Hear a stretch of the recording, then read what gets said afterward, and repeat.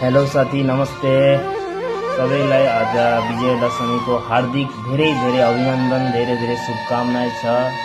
सबैको निधारमा रातो टिका र जमरा होला, राम्रो शुभ मङ्गल भओस्।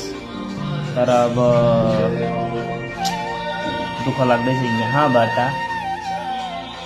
छैन, किनकि हाम्रो एकजना भतिजा भएकोले हाम्रो यसपालि लगाउनु भएन। अब आगुन लगाइन्छ, आगुन नेक्स्ट इयर। त्यसैले मनमा भित्रबाट डक डक भएको छ, भन्नु भएको छैन क्या रे। हजुरहरूलाई धेरै धेरै शुभकामना विजयदशमीको।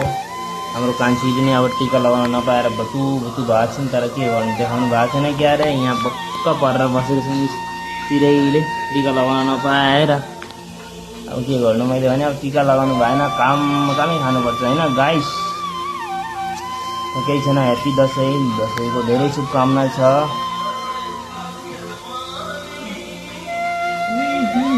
भएन यसपालि, छुट्टी आएको नि गयो। तिमीहरू कान्छी नाना आगोम लगाउन टिका है, यसपालि भएन। अब आगोम लगाउन दुःख नमान, अब सबैले लगाएर स्टेटस